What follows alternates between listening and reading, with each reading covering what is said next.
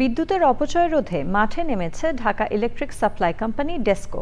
সন্ধ্যা ৭টার পর খোলা রাখা শপিং মল ও বড় শোরুমকে অর্থদণ্ড করেছেন ভ্রাম্যমাণ আদালত। এনামুল কবির রূপমের রিপোর্ট।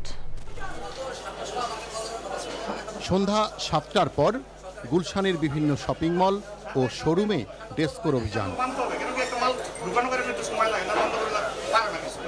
সরকারি নির্দেশনা অমান্য করে যারা দোকান খোলা রেখে বিদ্যুতের অপব্যবহার করছেন তাদের দণ্ড দেন ভ্রাম্যমাণ আদালত।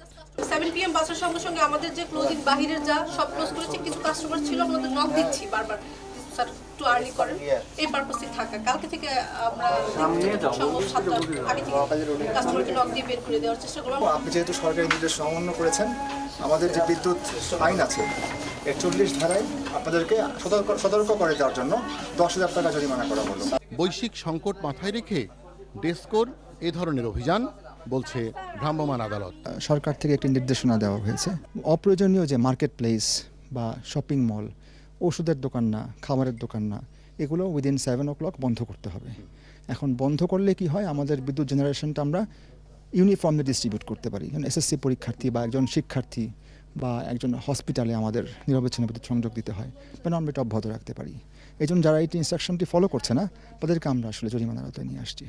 কোনো প্রতিষ্ঠানকে সতর্ক করা এবং কোনো প্রতিষ্ঠানের কাছ থেকে সঠিক সময়ে বিদ্যুৎ বন্ধের প্রতিশ্রুতি আদায় করেন ডেসকোর কর্মকর্তারা। Enamul Kabir Rupam, channel I, Dhaka.